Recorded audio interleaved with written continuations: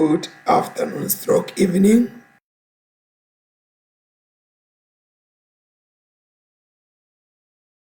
And to let you know that you are loved.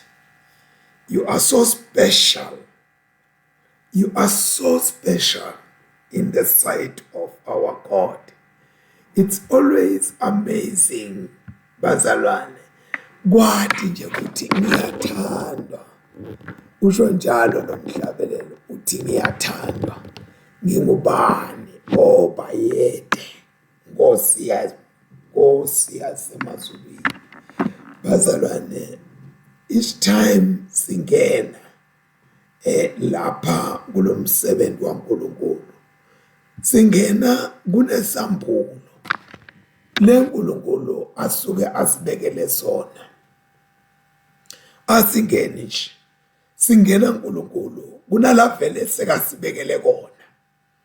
Hey, uyabona utawumangala namuhla last abesikhona khona sisafunza ukuthi uyathi kunadinto lesiyawufike simangale nasifike esulwini. Hey, sithi naloku Nkosi, uyathi ke lokho bengingacabangi mina ngalendlela, bengingakuboni ngalendlela, kodwa nyalo sengiyabona ukuthi Nkosi isandla sakho siphezu kwako konke. Siphezu kwako konke, sandla sakho simakathe lesente konke lokho. Oh, nami ukuthi kube kulesikhathi lesi sesiyendile imisebenzi nemishikashika yosuku lwalamuhla labe sigijima khona, and sijabulile ngoba uNkulunkulu awugijimi naye ujabe. Each time you spend your time with God, there is always a reward. There is something that God has in package for you. So uspend isikhathi naye, hlala naye uNkulunkulu, ujatshuliswa uNkulunkulu, kunengi lokho utholako, kunengi lokho uNkulunkulu lakwentela kona. Bazalwane, there is nothing that just happened for fun. Uthi sekumane kwenteka nje. No. There is a reason behind. And we must believe God for everything. Let us pray. Sithanaza egameni laNkulunkulu yise nendodana namoya engcwele. Amen. Babelolungile, siyabonga. Ukusihlwa Nkosi lilanga lebamba unina. Sibonga konke Nkosi losendele kona. Sibonga umusa uNkulunkulu lobonakalisa edimpilweni tethu. Sibonga kwenta kwakho Nkosi lokwehlukile. Namanje ke Nkosi siyakuhlalela moya ongcwele. Siyakulindzela. Sithi khuluma Nkosi, ingceku yakho ilalele. Baba wethu losemazulwini, yisewe Nkosi yethu Jesu Kristu. Sivelele Nkosi ngendlela lofuna nalothanza ngayo. Ukuthi uNkulunkulu wethu lona amandla onke usibusise, usiphakamise, usondle ngayo egameni lika Jesu Kristu eNazaretha. Dithathele ke Nkosi ludumo lokufanele kulesikhathi lesi. Wendele nje buhle lophakanyiswa nakhadimniswa kwegama lakho Jesu manje naphathe. Amen. Asithi hlole sivume emaphutsa ethu.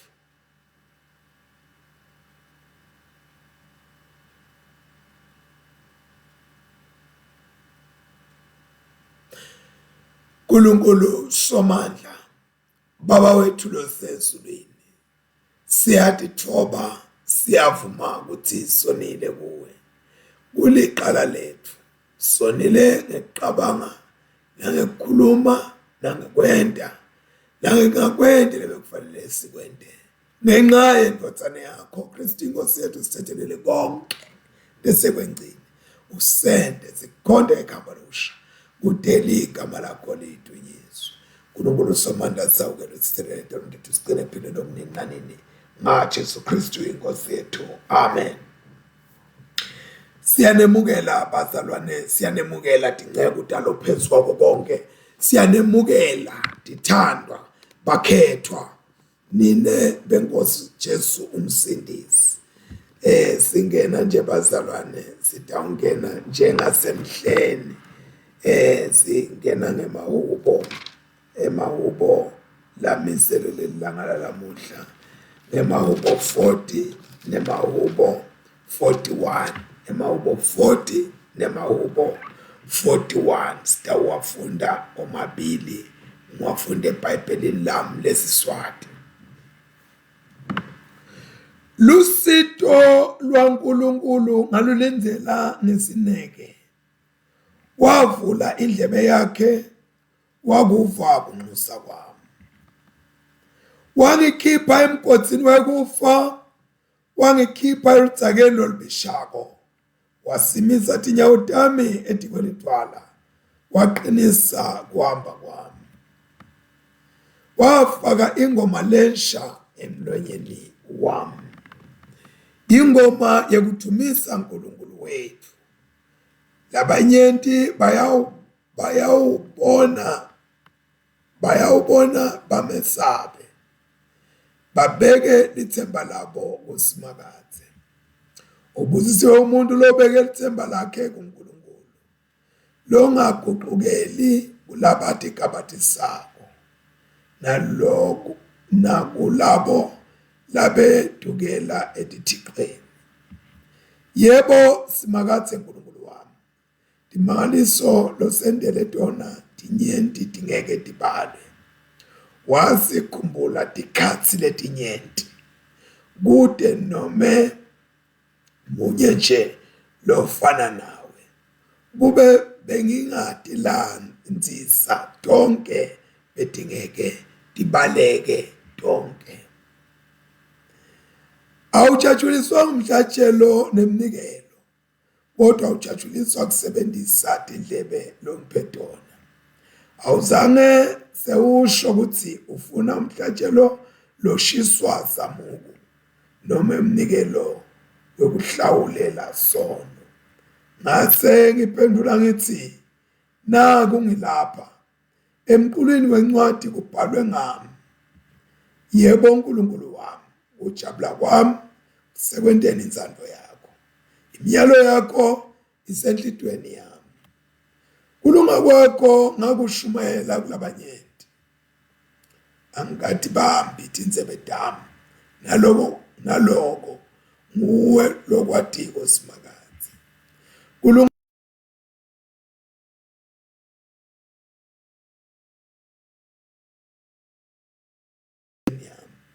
angakufihli enhlitweni yami. Ngashumayela ngekwethembeka kwakho nangensindiso yakho. Umusa wakho neliqiniso lakho angilifihlanga emkhambathini. Hawu Simakadze, ungangigodleli isihawu sakho. Shangathi lingigabhile kangangekuthi angisaboni nekubona. Leti nhlupheko tinyenti tendlula tinwele tenhloko yami.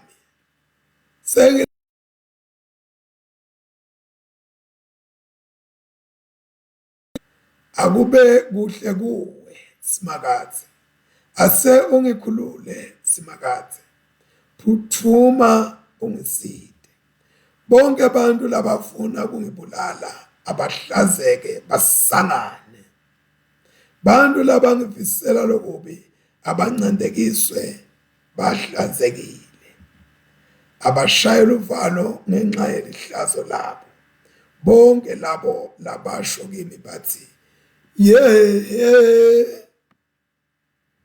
abathokote bajabule kuwe bonke labafunako, labatsanza insindiso yakho. Basho njalo njalo bathi, akuthunyiswe Simakadze. Wena ungumsithi wami nemkhululi wami.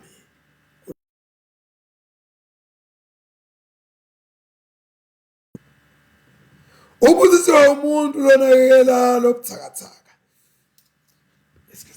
Simakathe uyawumsindisa ngelilanga lekuhlupheka. Simakathe uyawumlondolodela impilo yakhe. Uyawumenta abe ngulona enhlanhla emhlabeni. Angeke amnikele enzanweni yetitha takhe. Simakathe uyawumqinisa nakagula, amphilise nakubo bonke ebuthakathaka bakhe. Mina ke ngathi Simakathe ngawukele ungiphilisele umphefumulo wami ngobe ngonile kuwe. Ditha tam dikhuluma kabi ngami. Dithi kanti yena uyawufanini ibito lakhe litawuphela. Nakukhona lo ngihlola ufike atendise angithathe emathoko kanti enhlitweni yakhe ugaya dibodi ngami uthi angesuka lapho ayivafade lonke live bonke laba ngidonzako bahlebelana ngami basonge lokubi kakhulu ngami bathi ubanjwe sifo lesithabe kakho ngeke aphinde avuke. Ngisho nemngani wami lengangimethemba nalengangidla esitsheni sinye naye sewungidlangele ngebunyoka nebumbulu. Kepha wena Simakathe ngihawukele ungiphilise kuze ngidiphinisele kubo ngathi kahle kamhlophe ukuthi wena uyangithanda ngobe ditha tam sitha sam awukasivumeli ukuthi sitigabadise ngekwehlula. Yebo ungisimisa ngebuqotho bami ungimise ebukhoneni bakho phakathi naphakathi.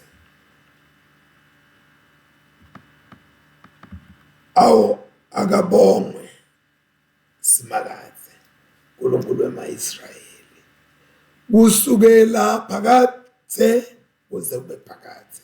Amen. Yebo, amen. Akuthunyiswe uyise nendodana namoya oyingcwele njengoba bekunjalo ekuqaleni kusenjalo nanyalo kuyakuba njalo kude nanini. Amen. Genesis chapter 42 verses 1 to 17. Chapter 42 verses 1 to 17.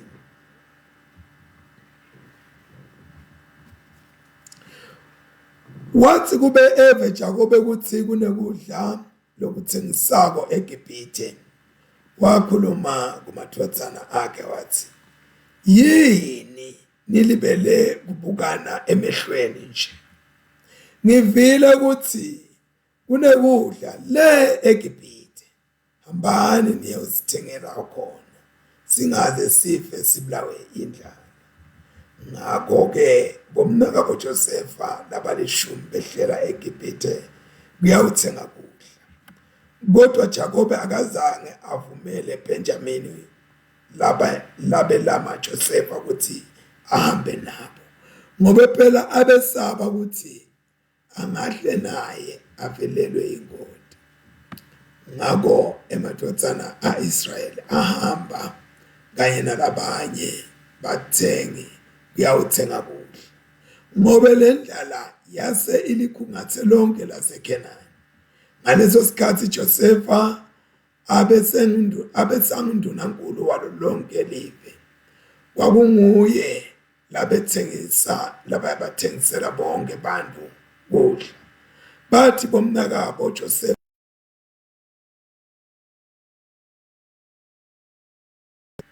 bamkhothamela babhekisa buso babo phansi. Kodwa Josefa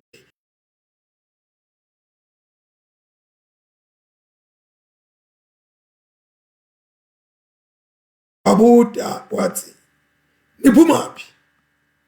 Bamphendula bathi siphuma kulela laseKhenani sithe uthenga kudla.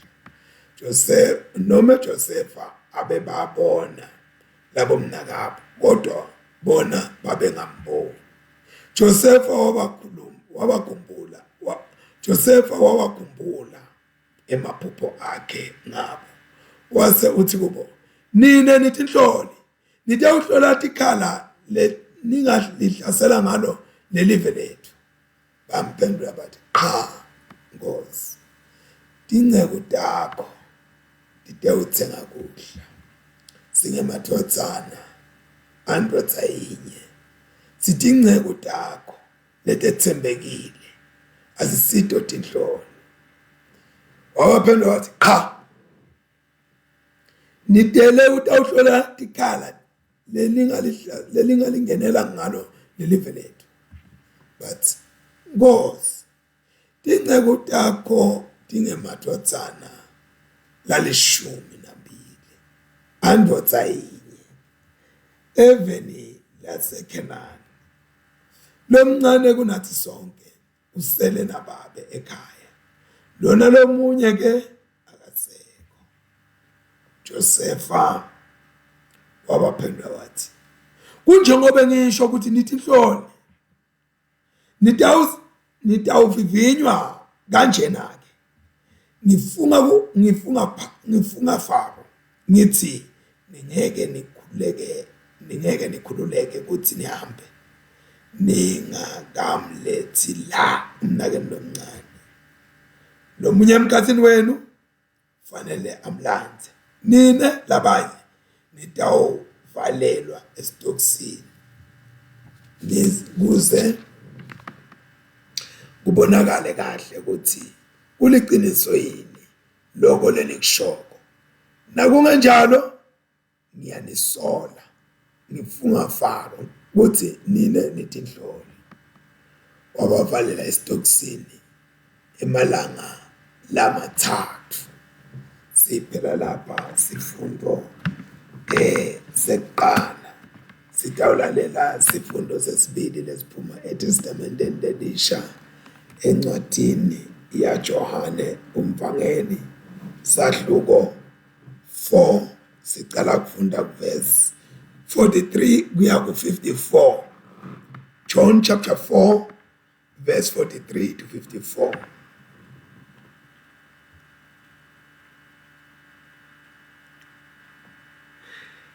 Ngemva kwemalanga lamabili Jesu wesuka lapho waya eGalile.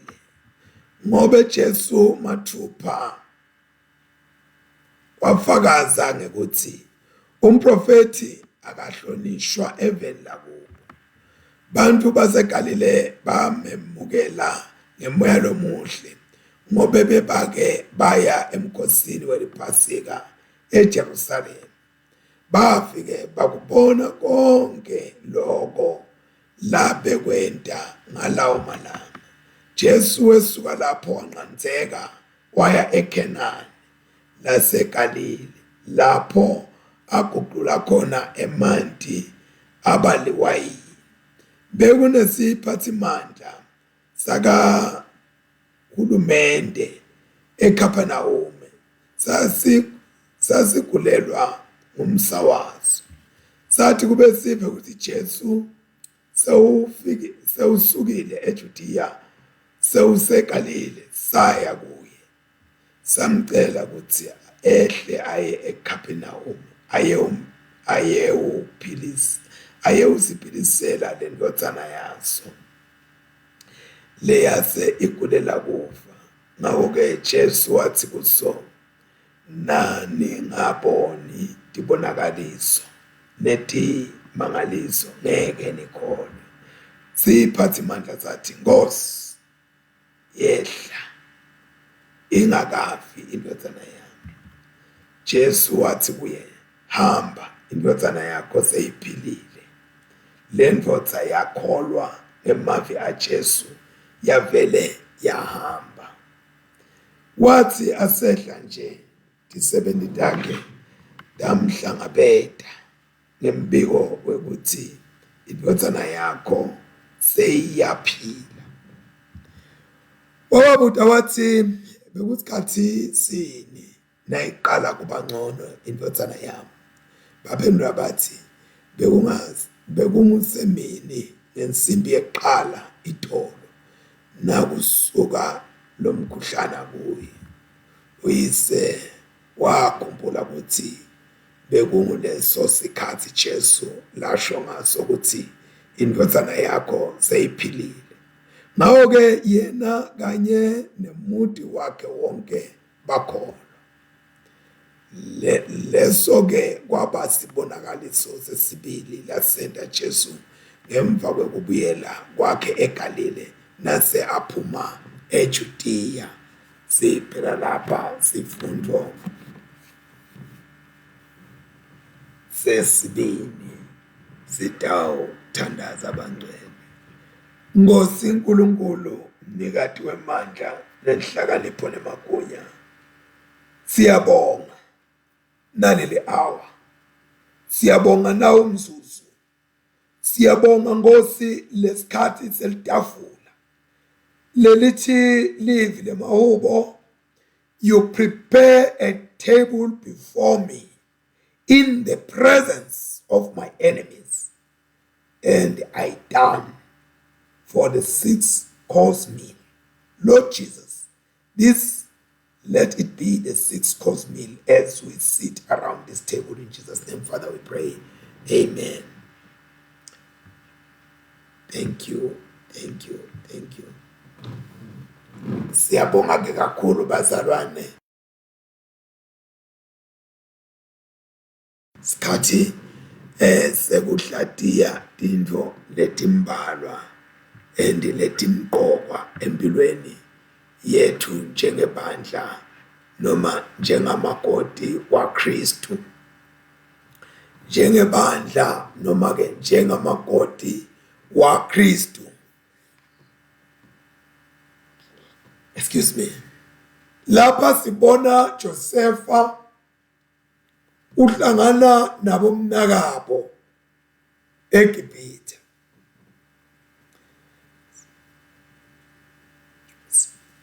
Sibona Josepha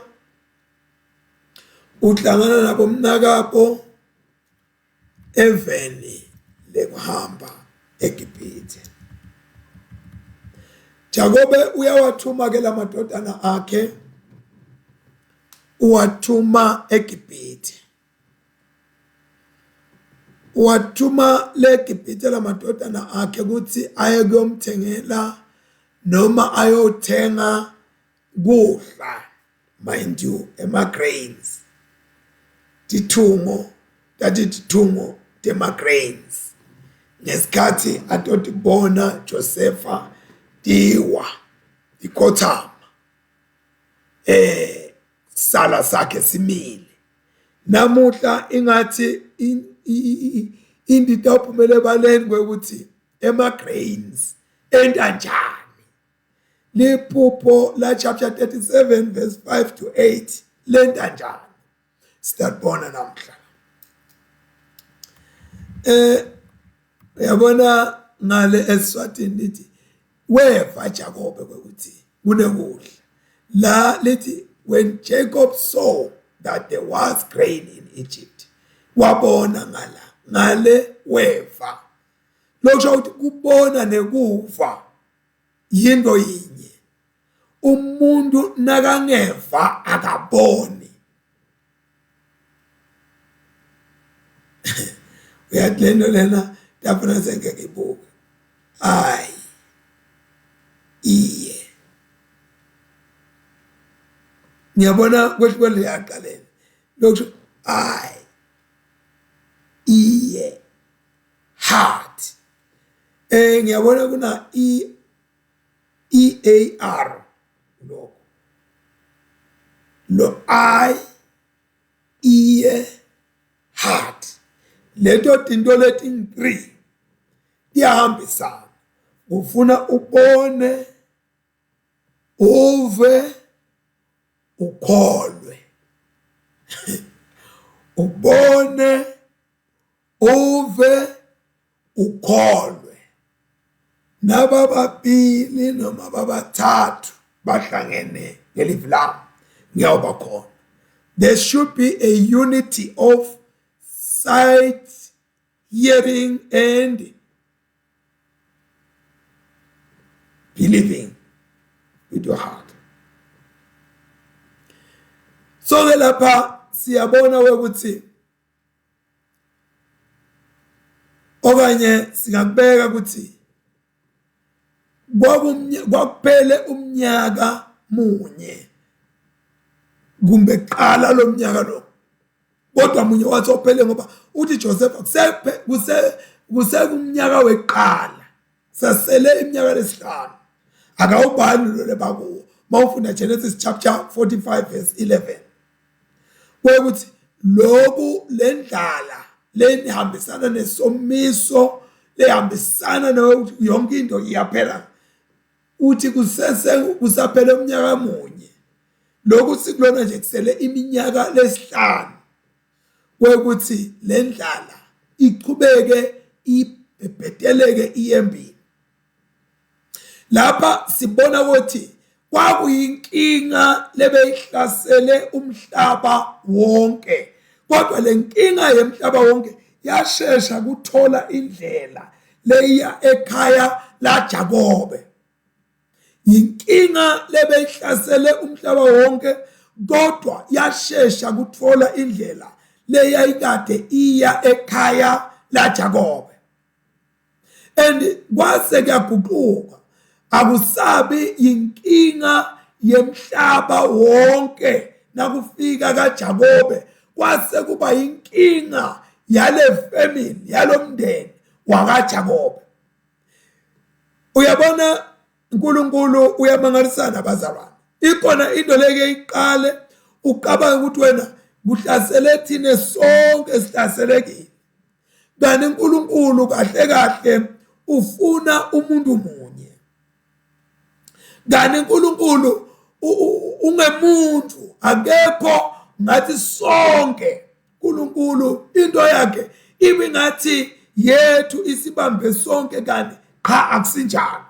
uNkulunkulu kunemuntu lamfunako, kunemuntu lamdingelako esimeni lesisuke sithide. So ke siyabona ukuthi la kwakuyindlala emhlaba wonke, kodwa kahle kahle le ndlala lena yayiqondene nemndeni waJakobe. Uthi ke Jakobe utheni libele kubona emehlweni nje.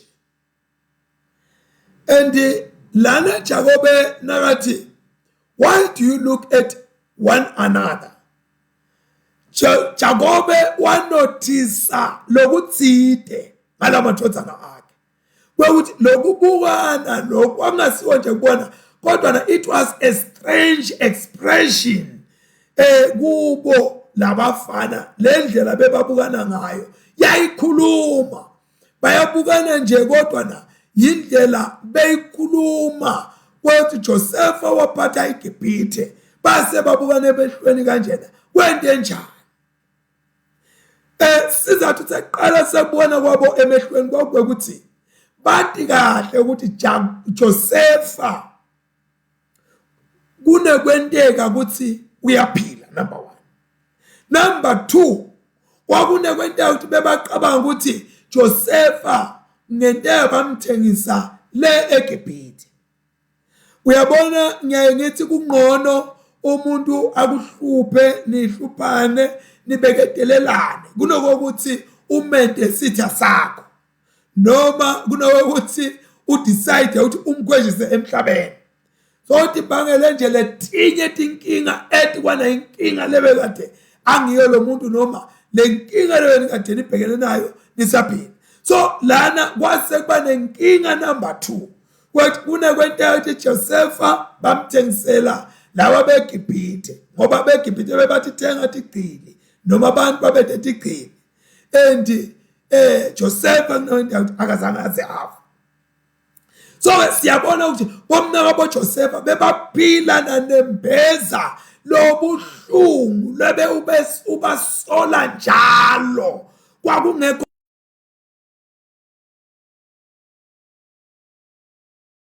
wabo wawubasola njalo ungabaniki ithula. Ikakhulukazi nakanje kwabithwa ligama lelithi Egypt noma Gibhithe yayibe isukile. Now la uyise wabo lokubuka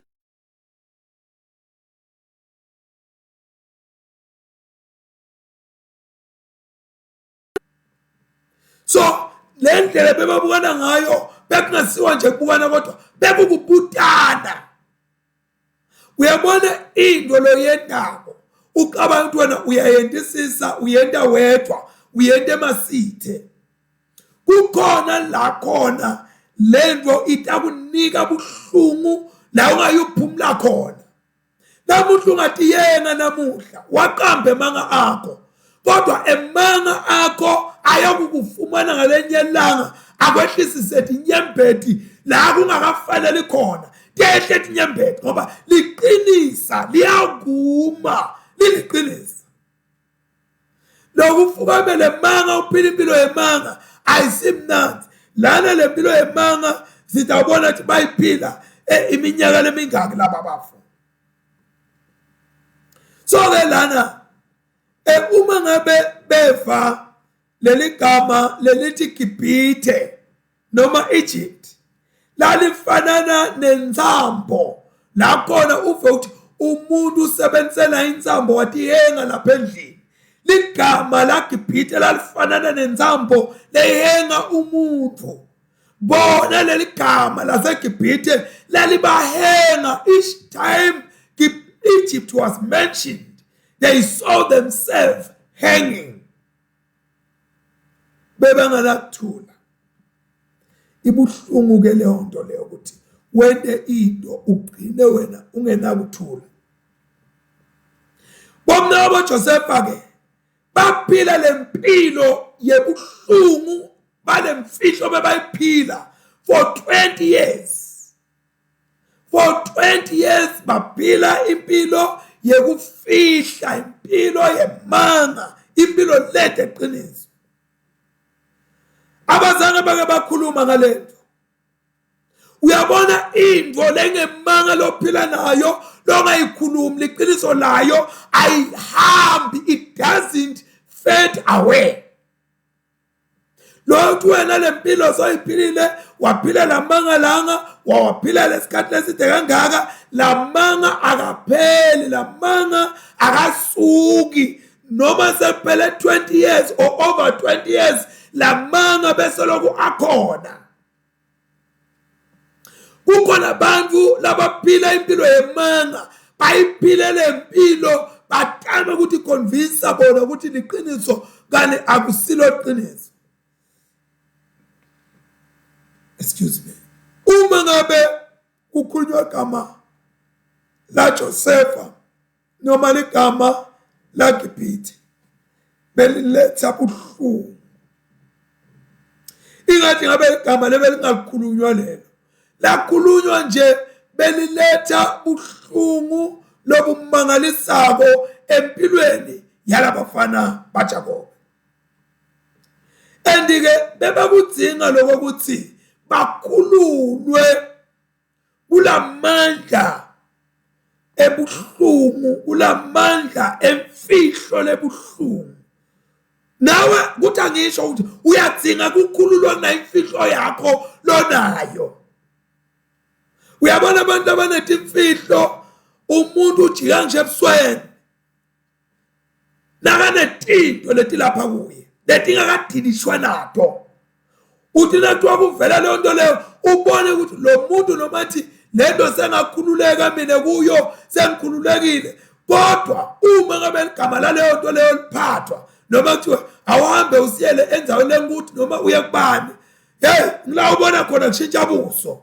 Athi umuntu no singadlala ngako konke, hayi lokho ungangidlalisi njengalokho, ngoba lo muntu unemfihlo leyathiwa nguye yena yedwa. Lapha esibona uyabahambisa after 20 years uthi abahambe bayele eGibhithe bayothenga kudla. Labantu hamba baye eGibhithe bayothenga kudla. Into lendekako la kusala umnakabo Josepha Benjamin ngoba Rachel watala Josepha wazotala Benjamin leka bemethela igama lelithi indodana ebuhlungu Binon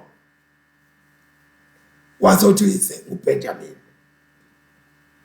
Now wathi uyise ngiyesaba ngiphila ngekwesaba kwekuthi lo angahle ehlelwe kulolo kwehlela lomnakabo angisafuni nje naye angifuni ukuthi khutshwe ngaye bekuyindodana yenzandlo kade yakhe and therefore he was a favorite son to Jacob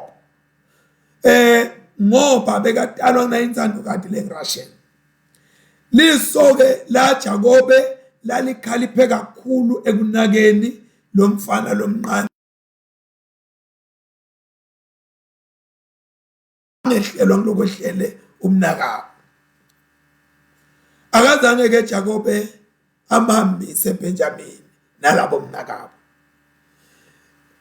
Uyabona bese lokho agqine lesithombe emqondo sekulahleka kwaJoseph naleli jazi lelabuya nalaba ligcwele ingadi la kuye kwakukusha lokho onke emalanga wazothi hayi ke nithi lo uyasala hamba kodwa beyinye indodana lengathi bekayithanza kakhulu bekule ndodana yaRachel leBenjamin lebese isele iyodwa inhlitiyo yakhe yayihleli kakhulu kuBenjamin kwekuthi lona ke akasale hambani nine ngiyalithuma lana ke umuntu sengafika la khona ukuthi kube Jacobe bekade if only he knew kube Jacobe bekethemba sandla saNkulunkulu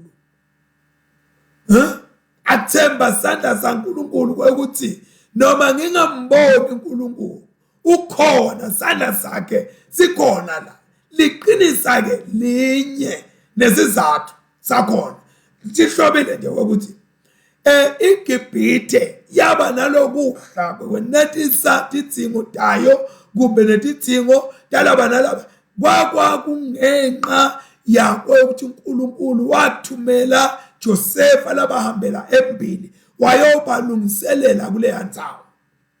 Ngiyamthanda lo Mahubo 105 verse 16, 17 and 18 nalo Genesis chapter 45 verse 4 and 5 ngoba ameka Josepha athunywa noma asemaketane nakuboza Nkosi noma hambiswa kwesigqila ayothengiswa kodwa wayethunywe nguNkulunkulu. uNkulunkulu bekade ukuthi utawukwentekani.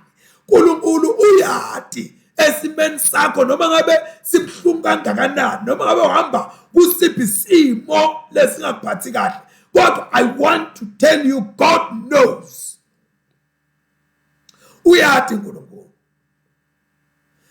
Uyabona ke indlala akusiyo info lenhle kodwa uNkulunkulu wayisebenzisa.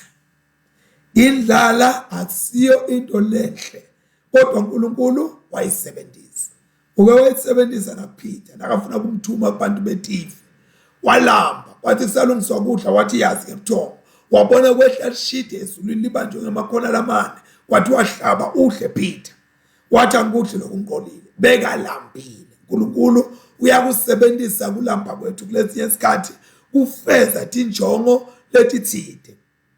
uNkulunkulu angakwenta ke lokhu noma uyakwenta kwekuthi into letiphatheka leti material okanye tinto lesingenato things that we lack into lesingenato empilweni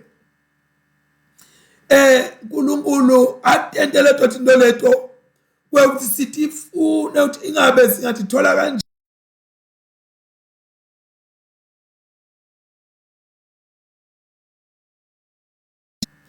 uNkulunkulu athi kohle kumbe athi fihle athi beka inzawana thide ayo sithi awuqina sila uNkulunkulu asifuna khona. uyabona uma ngabe kunento loyidingako wenta naloko ke ukwente kuze uthi uthole leyo nto loyidingako. Lapha ke bomnaka boJosepha bebangaphuphi nokuyiphupha eGibhithe ngoba sizathu ngisishido ngalokuthi bebasola ukuthi Josepha ule eGibhithe nasi ngake siye eGibhithe isindaba esiphathe ngaphele phele emehlweni. Indaba yaseGibhithe nje asifune kuyiva kodwa uNkulunkulu wabadry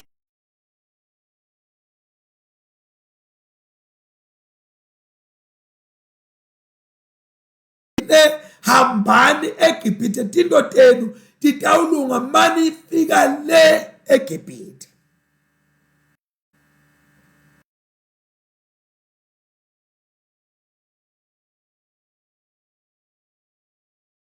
Lunga masifika endzaweni leNkulunkulu ayimisile. Lana ke sibona emadodana aJakobe ashaya ngebuso phansi akhothama Josepha.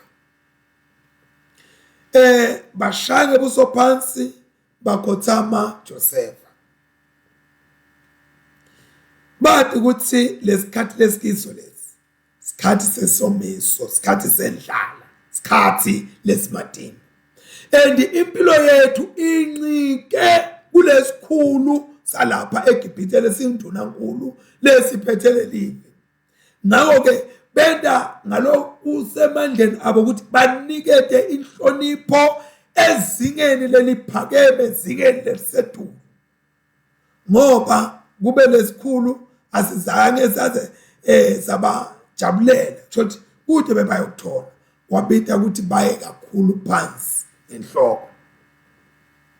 Emavesi ke lalandzelako kuloko ukuthi bashaya phansi ngebuso emhlabathini asitshela ukuthi Josepha wabese ukhumbula leli phupho lakhe beka liphuphe some 20 years ago according to Genesis chapter 37 verse 5 to 8. Wakhumbula lelo phupho lebeka liphuphile abona tithungo tabomnakabo timkhothamela tiwa phansi kumasakhe kuphela. uNkulunkulu wabuyisa lelo phupho lelo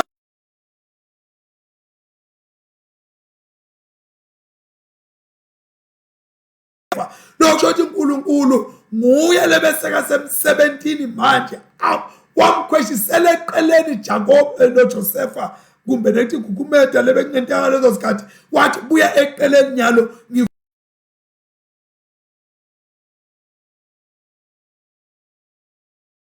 ngokuthi yavetwa ngimi kuwe ngayiveta ngeliphupho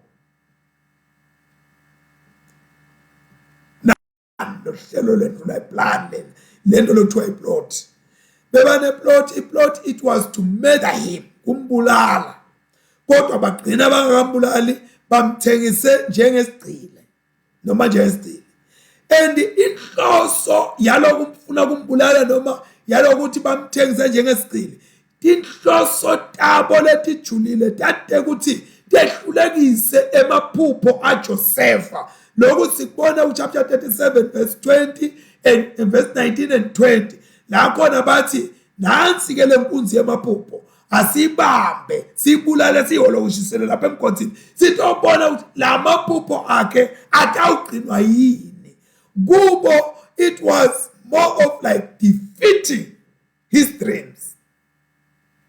Uyabona ke kuthumela Josepha sebamthumela eGibhithe labo mnakabo ngalenye indlela beba provider bebaniketa bebamfikisa la khona lamaphupho atogcwaliseka khona. Kuthi angimemetele kumuntu namhla kusihlo ukuthi noma ngabe ujikwe kusiphi isimo lesimatima empilweni yakho yathi ukuthi lesimo lesi is a preparation that is there for you to help you. Where ukuthi ugcine ukukhona la ufike khona ugcine empilweni yakho kukhona uNkulunkulu la kufezile la kugqwalisako akunandawo ukuyo noma uyiswa kuyo akunasimo ukuso noma ufakwa kiso ngaphandle kokuthi uNkulunkulu sekukhona la sakwentile yena. Sitambona lokhu masinyane eze sisaqhubeka la. Kwanyalo asengenti impamba bancane. Liqiniso lelikhulu naleli khathi imlako lana ukuthi iprovidence yaNkulunkulu yenteke ngisho nangema evil actions ebantu. Bantu kukhona labahlosa into letimbi ngetimpilo tethu. Kodwa ngalesikhathi thina senta lokufuna uNkulunkulu, uNkulunkulu uyamangalisana ngoba uqhamuka sekaqhamuka ngapha uNkulunkulu. Uqhamuka uNkulunkulu sekaletha sisombululo ngendlela lengasiyo nalowo ngakayiqabanga wena, lengasiyo yakho. Kungako uNkulunkulu asibitela ukuthi asethembe yena. Konke lokho lokwentiwa abantu uNkulunkulu uyakuguqula kube kuhle. uNkulunkulu ufaka luhlelo lwakhe loluhle kuloko bantu basuke bakuhlosile. Kodwa ke lokho akusilo luqolo okanye it's not an excuse kubantu labenta into lembi abayiyekele. Yekelani into lembi ngoba lento leyo ilimata nine. Konke leniplana lokhubi kutawulimata nine. Lalelani phela ngoba uNkulunkulu nesikhathi nine nihlela tinhlelo leti uNkulunkulu yena ngalanga kakhe kuba nenhlakanipho yakhe nebuhle bakhe lobehlulekisa bubi noma ngabe bukhulu kangakanani bemuntu. Umuntu, a human being cannot defeat God. That must be always in your mind, in your spirit, that you will never ever defeat God. Ungasho ukuthi bantu labanenge wena ubadzingisile baphelela umsebenzi labanye bafile labanye banjani, but you have not defeated the plan of God. Noma ungathi umbulele umuntu, you have never defeated the plan of God. Lalela phela ngoba kuMawubo 76 verse 10 uthi lulaka lemuntu lungeta indumiso yaNkulunkulu.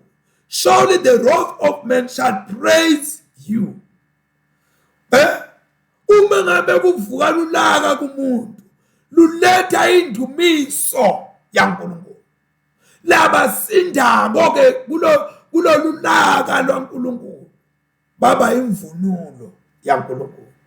So whatever lulaka lonalo noma ngabe ngubani lo mentela lulaka lolalo ufuna kumentela phansi yathi lento now uyenta ukwatile uyenta with evil intentions, God will turn it for good. So you better stop it and start praising God.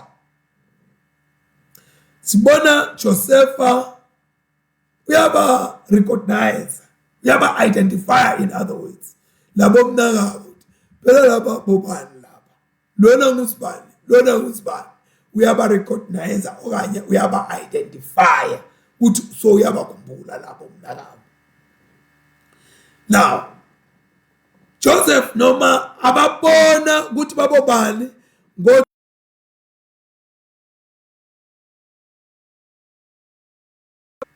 nakalapha ya wasebenzisa umuntu lotolikako ukuthi amtolikele asakhuluma kwabungathi akasathi seBheru lo Joseph akazange wathi veta yena.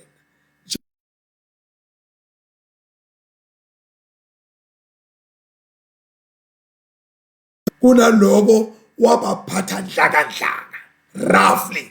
He treated them roughly. Kunokuthi phela abatreate kahle.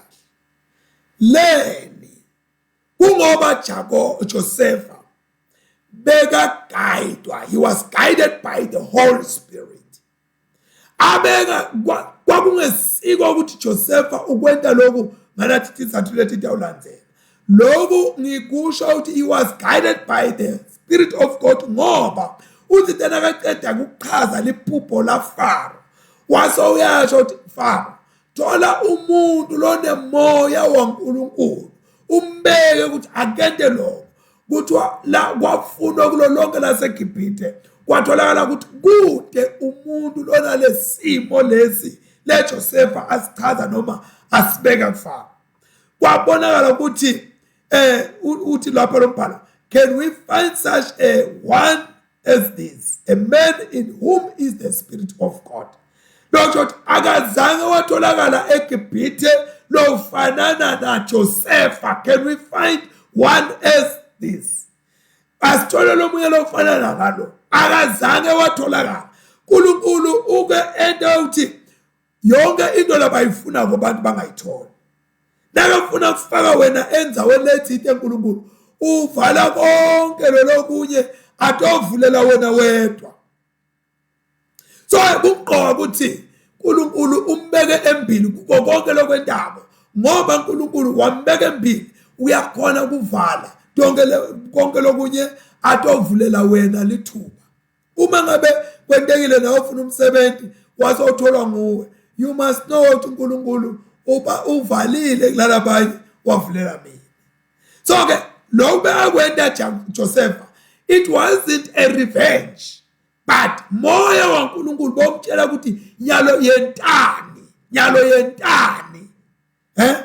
kwakungesiwo ukutwista umese alimade bomnakabo sitawubona ukuthi Josefa uthini sisaqhuba la kuze ukuthi kusikhanyele ethi nesonke uNkulunkulu uthi nentindlela lebeka ngenta ngato lokhu lesifunda ngako namhlanje nala kodwa uNkulunkulu iplan yakhe kwakungesiko nje ukuthi alwe nesimo sesomiso angaze ngithola legama selo ngithi indlala ifemani somiso lolo nendlala khona nemanti kude nesihlahleni kunjani so uNkulunkulu bengafuni ukuqeda somiso kuphela kodwa uNkulunkulu he also wanted to restore the broken relationship yebo mnakabo Josefa nababo wakhe uNkulunkulu uyathi sebenzisa into leti njena afune kulungisa into leti limele into leti ephukile into leti lahlekile into bantu labalekhatona kwenta lokhu uNkulunkulu because he wanted not only to deal with the famine but also to restore the relationship between these brothers uyabona ukuthi angikhuluma into legaga ngoba sandelwe emhlabeni ngema-separators bantu bafuna kwehlukwane bafuna kudivorcwe bafuna abantu baqoshwe emsebentini baphelelwe imisebenzi bafuna abantu baqoshwe emakhaya site bantu laba want to restore our relationships this relationship has been broken over 20 years but God wanted this relationship to be restored akukhathalekile ukuthi seyiminyaka lemingaki wadukelana nebakini kwenteka lokwenteka uNkulunkulu is a God of relationships and God is a God of restoring broken relationships so budlelwane uNkulunkulu uyabisela uyabona ke Josefa labo mnakabo lapha sibona sithombe saJesu Josefa uspendela sithombe saJesu remember ukuthi ngithi kulolo kunye character was being developed ngase ngithi he was also getting into the development of transformation kwafanele transformation yenteke to be in that image of Jesus Christ so nyalo sesibona sithombe saJesu lapha kuJosefa lo ukuthi bomnakabo abamboni kodwa Josefa uyababona lithi iBhayibheli Jesu weda kuba kubo kodwa bakubo abamatanga abamukelanga weda kubakabo, but they didn't know him. They didn't accept him. They didn't welcome him. So lapha ke siyambona Jesu uyavela ukuthi Jesu usati katheni. Oh mnakethu kwenza kwenkosi. Jesu usati katheni. Wena ngesikhathi uthi uthola Jesu, Jesu kudala akwathi ukumele. Muwe lokufuna ukuthi kuvuleke emehlo ubuye kuJesu nithambisana na Jesu. Futhi lokunye ngifuna ukusho la. Noma ngabe wone kangakanani bomnakabo Josepha bebone kakhulu, but Joseph still loves his brothers. So Jesus still loves you. Ungayi ngokuthi kangakanani unjani uyesogweni, cha, Jesus loves you. Yela labanye bemona bacabanga ukuthi lo Jesu wabo bathomudla bamqede. Jesus is for the whole world. It's not for an individual. Jesu wethu sonke. Sesiyeke lo muwe nemgugu ungathi Jesu wakho wena sobona wethu sonke lo Jesu akusi wakho wedwa. Futhi lo Jesu lona uthi ngitele toni, ngitele tilahlwa, ngitele laba marginalized, ngitele laba lasebaphokethwe bafakwe sogwini. Uthe Jesu kuba khipha khona. Sitawubona ke as ngiya ku conclusion, the interrogation yinto lento amaphoyisa nto I interrogator bakufake emashubhu bakwente njani kube matima. So lana sibona Joseph u-interrogator bomnakabo maqeda ubajikela ekhulukudu. Now Joseph beyangahlali magema nabomnakabo. He wasn't playing games with his brothers. Kodwa bekasemsebentini athi bathi labanye baqwaningi beliBhayibheli kube Josepha bekafuna ukuthi veta yena ukuthi ungubani kanjani kulabo mnakabo. Bekathothi isho leqale ukuthi phela mina ngingibani kanjani njanyana. Kodwa uNkulunkulu wakugqiba lokho wathi Joseph akhumbule amaphupho. Recall chapter 37 verse 5 and 8. Lento ayisingawe Joseph ukuthi utothi khukhumede. Lento ingami Joseph. Ngimi lo wabunika leliphupho uzange wathi iphuphela. Liphupho walilethelwa ngimi. So ke uNkulunkulu wambeka Joseph lapho ukuthi okanye uNkulunkulu he guided Joseph's mind. Wayelusa uNkulunkulu ngoba uNkulunkulu bekafuna ukuthi Josepha abe lithulusi abe instrument. uNkulunkulu wants you to be an instrument in his hands. Uyathanda uNkulunkulu bantu babe ngemathulusi esandleni sakhe. Lethulusi leli Joseph uNkulunkulu bekafuna ulisebenzisa for correction. Utoqondisa tigwegwe yabomnakabo. I-relationship nayo obuyiswa ayibuyiswa without correction. Sinathi nje hayi sesiyabuyelana thina sengiyabuya babe, sengiyabuya make, sengiyabuya mkami, sengiyabuya myeni wami. There should be correction. uNkulunkulu he wanted Joseph not only to be an instrument but also to correct. And then number 2, to restore his brothers. Babuyiselwe, babuyelane, kube nekubuya kulo mzuzu. uNkulunkulu uyathanda abantu babuyisane.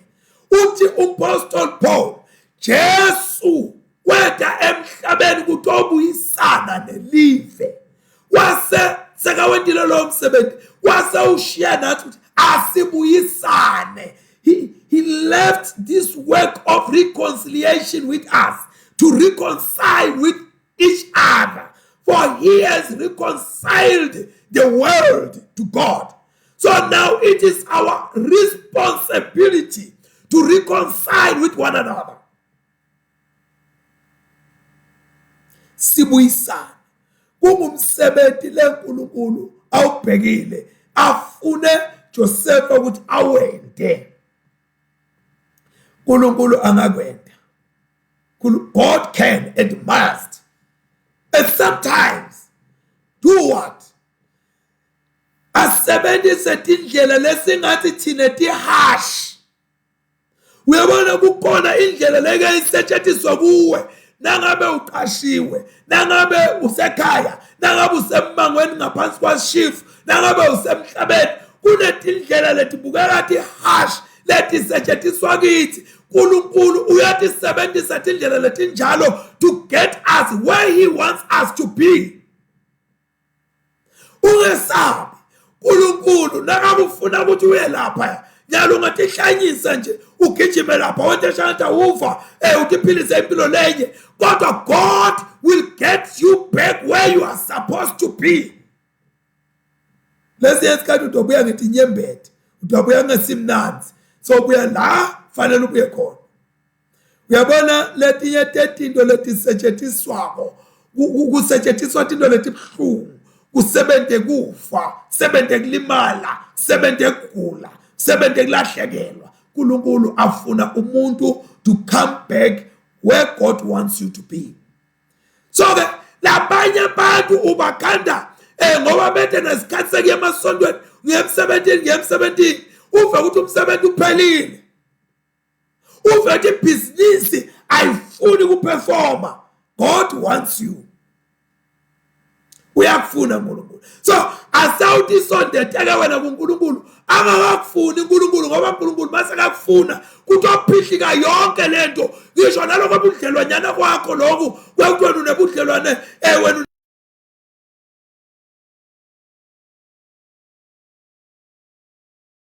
njani kuthi ophihlika yonke lento uNkulunkulu afuna wena and reconcile.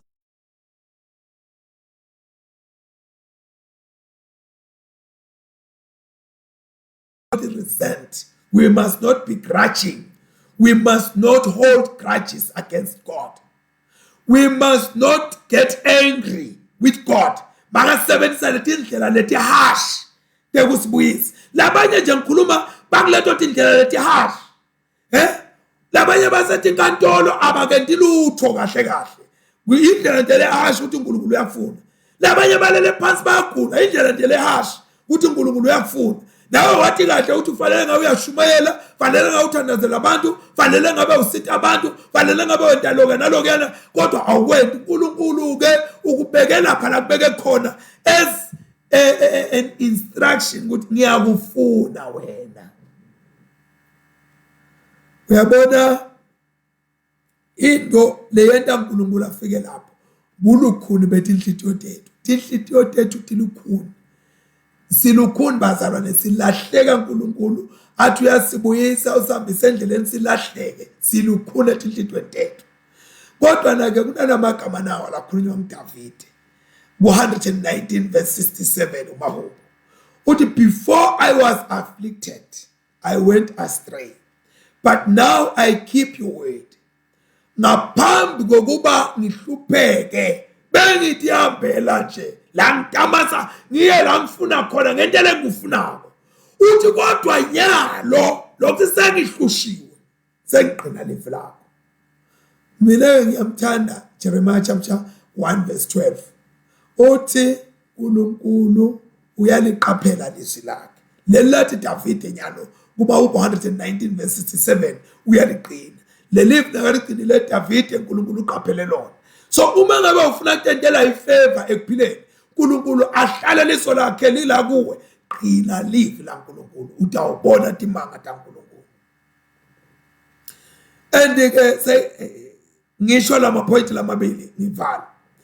Bathi laba one is no more. One is no more. Kwakungemanga langa bomnaka boJosefa bakhulume emanga bathi kahle ukuthi Joseph akazange afe. bathi kahle ethi bamthengisa, bathi kahle kwekuthi Josepha wathengiswa kunekwenta ukuthi uyaphila Josepha, kodwa baqhubeka baqamba. Uyabona umuntu wemanga uyahlupha manje, ngoba ukhuluma emanga lala kungathingeki khona, akhuluma emanga sekabanjiwe.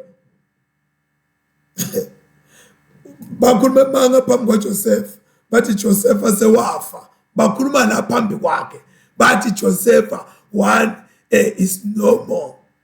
Kodwa bebafunga bathi ngale ngithembekile mina ngithembekile. Bakhuluma emanga bathi one is no more. Bebaneto tonke ke izathu bekukholwa ukuthi Joseph akazange afe uyaphila, ngoba abazange baze bambulale bamthengisa. Kodwa inkinga kwekuthi before ngifike lapho, bebaneto tonke izathu ukuthi akazange afe Joseph, kodwa bamthengisa. They condemned his life into slavery. They made his life bad. They made his life wrong into slavery.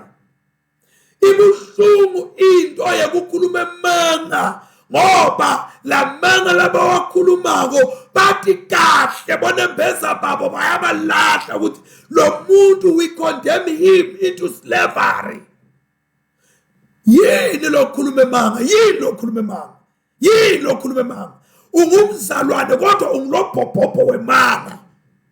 Ungumzalwane emanga ala kuwe, usikhwelo semanga. Bayathi nje ukuthi nasifuna tindzaba siya lapho ngiyosimathathela lo manga. Uyabona ke into lehlupha bomnaka boJoseph. Bese bawaphinde kanengi la manga, bathi wafa Joseph, wafa Joseph, wafa Joseph, wafa Joseph, wafa Joseph, wafa Joseph. Emanga nomunga waphinda kangaki, there will still be lies. Emanga ngeke abeqiniso ngoba sawuwaphinde kanengi wena wawasho abese bange liqiniso. Emanga ayawuhlala angemanga as long as liqiniso ungalikhulumi. Lenhlityo yakho iyawuhlala njalo ikulahla ikukondema ukuthi wena unemanga. Uyabona ukuthi bathi Joseph wafa, bekungamendi afe Joseph. Lo bakhuluma naye ulaphambi kwakhe akafi, uyaphila nawe ukhuluma nabo, uyaba interrogate, uyabafaka ejele.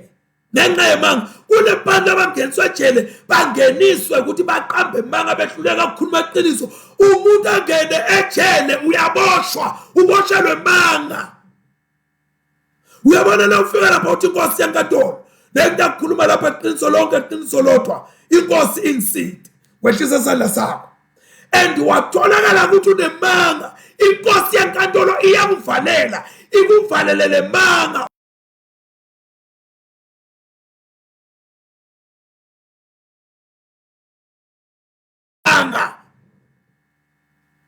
Uyabona na uqabanga ukuthi wena Jesu akaphili, Jesus is not alive. Jesus is not alive.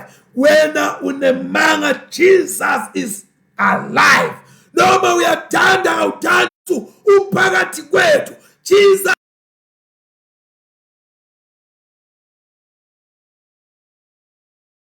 you can tell yourself Jesus has died, Jesus is long time history, but Jesus is alive and Jesus is amongst us.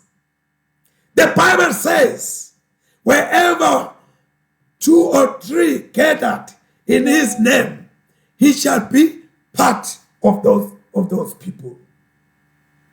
Siyambonga kakhulu ke uNkulunkulu bazalwane kwethu sosendele konke lokho. May God bless you richly, and please do pass this message through YouTube or through Facebook. Let's pray. God Almighty, our Heavenly Father, we want to say thank you, Lord, once again. We want to thank you, Lord, for what you are doing in our lives. We thank you, Lord, that you don't give us peace through our conscience when we have not told the truth. The thing that we are hiding as a secret in our heart, they come as a troublemaker in our hearts. they create some sickness. Lord Jesus, there are stories that we keep, and the stories, they don't keep us. Instead, they kill us when we keep on telling lies. My God and my Father, we have heard that each time Joseph's name was mentioned, even Egypt, it was like a rope in a room where somebody has just hanged himself. So it was so horrible, it was so fearful, and it was traumatizing to these people of God. Father God, we pray this afternoon, evening, for everyone, oh God, wherever he or she is, let us live life of truth. Let us live life that will bring, oh my God, all the sweetness of God. Father God, we thank you at this hour. Please, oh God, make our heart to believe the good news and to do away with every kind of malice, every kind of lies. We pray this prayer in the mighty name of Jesus Christ of Nazareth. Whosoever that is hearing this good news, let his or her life change and accept Jesus and confess all the wrongs and say, Lord Jesus,